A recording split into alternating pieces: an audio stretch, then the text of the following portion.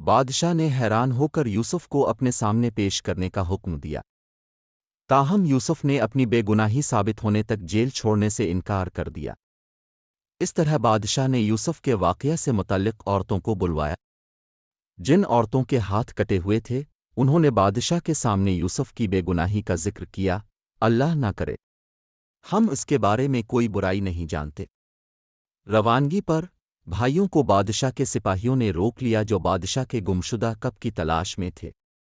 بھائیوں کے تھیلوں کی تلاشی لی گئی اور سب سے چھوٹے بھائی بنیامین کے تھیلے سے گم شدہ پیالہ برآمد ہوا۔ سپاہیوں نے پکار کر کہا، اے قافلہ تم واقعی چور ہو۔ بھائی چونک گئے۔ بھائیوں کو فوراً گھر واپس اپنے بیمار والد کو یاد آیا اور بنیامین کی ہر قیمت پر حفاظت کرنے کا ان کا عہد تھا۔ انہوں نے فوجیوں سے گزارش کی کہ ان کے چھوٹے بھائی کو چھوڑ دیں اور ان میں سے ایک کو لے لے، لیکن سپاہیوں نے انکار کر دیا۔ بھائیوں میں سب سے بڑے نے کہا کہ میں اس ملک کو ہرگز نہیں چھوڑوں گا جب تک کہ میرے والد مجھے اجازت نہ دیں یا اللہ میرے بارے میں فیصلہ نہ کر دے۔ چنانچہ باقی بھائی سب سے بڑے کو پیچھے چھوڑ کر مصر چلے گئے۔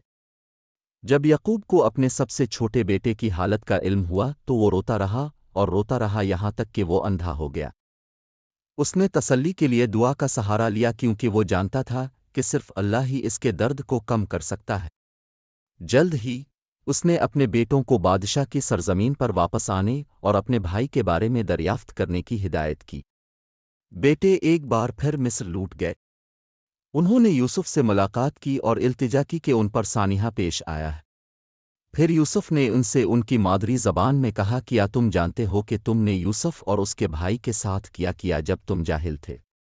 بھائیوں کو یہ سمجھنے میں زیادہ دیر نہیں لگی کہ یہ واقعی ان کا کھویا ہوا بھائی ہے اور خوف سے کانپنے لگے۔ لیکن یوسف نے انہیں تسلی دیتے ہوئے کہا کہ آج تم پر کوئی ملامت نہیں، اللہ تمہیں معاف کرے۔ اس نے پھر کہا، یہ لو میری قمیص اور اسے میرے والد کے چہرے پر ڈال دو، اس کی بینائی واپس آ جائے گی۔ جیسا کہ ہدایت کی گئی، بھائیوں نے یوسف کی قمیض اپنے والد کے چہرے پر ڈال دی اور اللہ نے معجزانہ طور پر ان کی بینائی بحال کر دی۔ انہوں نے اپنے والد سے دعا کی کہ وہ ان کے لیے اللہ سے مغفرت طلب کرے۔ وہ سب مل کر مصر روانہ ہوئے جہاں یوسف نے ان کا پرتپاک استقبال کیا۔ یوسف نے اپنے باپ کو تخت پر بٹھایا اور کہا، اے میرے ابا جان، یہ میرے پہلے کے خواب کی وضاحت ہے۔